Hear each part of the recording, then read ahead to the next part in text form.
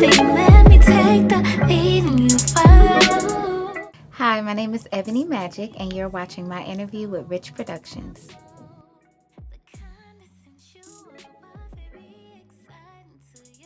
I came up with the name Ebony Magic because my name is Ebony. That's my birth name. And I didn't want to necessarily use that as my stage name because it's just so, okay, it's Ebony. It's a million Ebonies in the world. And I started thinking about, how music makes me feel. Music makes me feel magic. When I, put the pen to the paper and write, I feel like I am creating magic. And also there's the whole Black Girl Magic movement. So here goes Ebony Magic.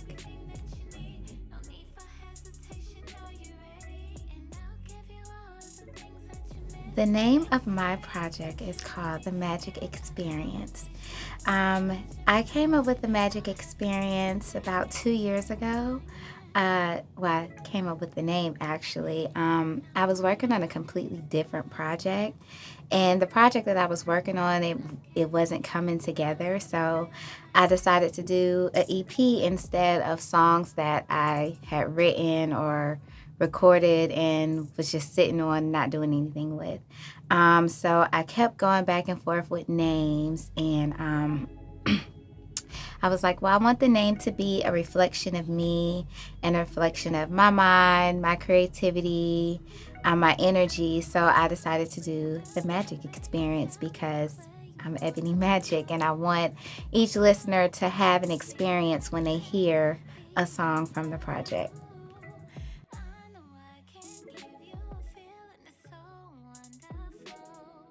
Well, over time, it's not directly related to anything that I've experienced. Over time, that is probably my favorite song on the project for a number of reasons. One, it's really hard for me to just put it all out there and write really sexy records and really sensual songs. So that is something that I really took, my time in writing and really thought long and hard about how I wanted to kind of put that vibe out there without being too explicit, but still giving the message.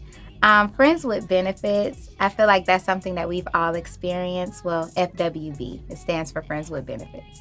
I feel like that's something that we've all experienced, as adults. We've had situations where we've been involved with someone and, we know exactly what it is. We know that it's just, sexual or physical connection, but, in your mind, you want it to be more. So you have to kind of tell yourself like, nah, I can't fall for this guy. I can't fall for this guy, so that is kind of like, the message that I was trying to feel behind that record.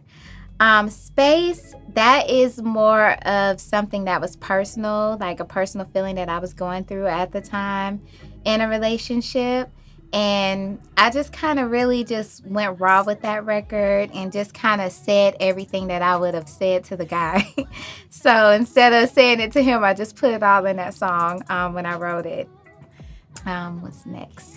May Love in Miami. May Love in Miami actually came from the beat, actually. The beat was named Made Love in Paris. And once I listened to the track, it was more bouncy and more fun. You can hear the birds, chirping in the background. So I was like, well, maybe Made Love in Miami. It sounds more beachy, more fun. And I was like, well, this has to tell a story. Like, why would I be making love in Miami? Like, what's the problem with making love in Miami? I could be making love with, my boyfriend, but that's typical. So I decided to tell a story about two friends who took a trip and they ended up making love in Miami. So it's like, what do we do next? Like, we can't go back to how it was prior, but, we have to figure out what's going on. Like, this is just something that's crazy now. We're in a crazy situation. Big Boss, that is kind of like an empowerment record for myself. And I want other females to feel empowered and from it, other males as well. I want them to feel empowered, when they hear it. It's like, I'm not going to give up. I'm not going to quit. I'm not going to stop. I came through everything. I made it through every struggle. every like hardship, everything that I've experienced to get to this point in my life. So yeah, I'm a boss, you know. Um, and I feel like being a boss is not just about having a lot of money or having designer, like flashy clothes and everything. It's about your mentality and how you feel and how you put yourself out there. Like, especially if you're one that has experienced a lot and have gone through a lot. And me, I've gone through a lot in the past couple of years. So that was just like a very positive record for me to write. Just kind of saying how I overcame a lot to get to this point where I'm at now. And After Party, I just, I love that song. It's very like sensual, very soft, very like, come on, babe, let's go. And that really wasn't a hard song to write. It was kind of the vibe of the record that I got from it. So I just went with it.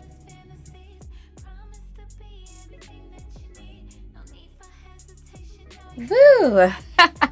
Well, that was definitely a process, okay? Because I started working on the Magic Experience 2 years ago.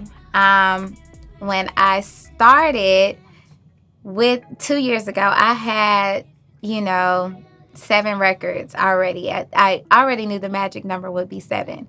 So I had 7 records that I already, wrote. Half of them were recorded. I just needed to get rid of them. So I started working on those. And then by like the beginning of last year, probably like March, I wrote Feel It. So I was like, oh, I want this to go on my project. And then by the middle of last year, I wrote Waiting. And I was like, okay, I want this to go on my EP. So yeah, I just kind of went back and forth about what I was doing. And I recorded Feel It and Waiting. And I ended up releasing those as 2 singles instead of, just putting out a project because I was still up in the air about what songs I was going to do. So at the beginning of the year, I was like, okay, boom. I got my songs. I got my records that I'm going to do. Like, I'm about to go full force. Beginning of the year, New Year's resolution mentality, all of that. So I got in the studio probably like January to start recording for my EP, which I wanted to come out, a few months after. And I don't know, for some reason, I was just like having bad sessions. Like I was just having like horrible sessions. It's like everything wasn't coming out right. Everything wasn't sounding right to me. Like I just was like, okay, you know what? I can't do any of this anymore. So I just kind of took a couple weeks off from recording. And I was like, maybe you're just not connecting with your music anymore. Like maybe you're just not like connecting with the songs that you originally wanted to put on your EP. And maybe that's why it's just not working. So I took a couple weeks off and I took like another month off and I just started writing again. And I just started writing and I started rewriting songs and I started writing and I started rewriting songs. And once I did that, it's like everything started flowing much easier. Sorry. And I started getting the records that I wanted for the Magic Experience. So once I went back in the studio, I think the first 3 I recorded were Made Love in Miami, After Party, and FWB. And once I put those down, I was like, okay, yeah, I like these, I didn't, go with those. I ended up re-recording them and re-recording them later. But those were like, the first 3 that I was like, okay, yeah, I love these. I think these are really strong records. And then, I went back and did Space and the intro, the Magic Experience intro. And Big Boss and Overtime were actually the last 2 records to go on the project. Because I felt like what I had was okay, but I felt like I could have brought a couple different styles on there. So I decided to do those 2 as well. So that is how I chose the Magic Experience. The EP, every song, a couple different feelings throughout the whole process. Like it was many times I wanted to just give up and be like, okay, you know what, forget it.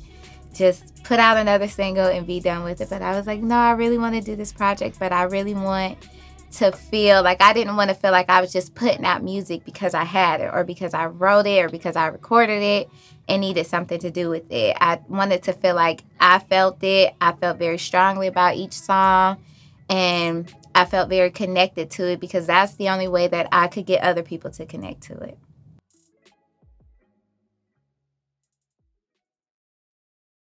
The main takeaway that I want them to be able to, get is that if, you want something, go for it. It doesn't matter like what anyone thinks. If anyone supports you or you support yourself, like at the end of the day, if you have a vision, if God gave you a vision, if God told you to go for something, go for it. Like it doesn't matter what anyone else feels or what anyone else thinks. Because at the end of the day, like you're the only person that can see that vision. You're the only person that knows yourself, knows your talent, knows your strength, know how far you can and will go. So, that is what I want people to just take away when they see me or when they see Ebony Magic. A lot of people, like when I released music, they were like, oh my gosh, I didn't know you sung and da da da da da. But like people that grew up with me, they knew like, oh wow, yeah, finally, like you've always wanted to be a singer. You've always wanted to do this. Like, so they were really like proud. And, I was proud of myself in that moment because, I felt like no matter what it feels like is against you, like you just go for it, no matter what it may be.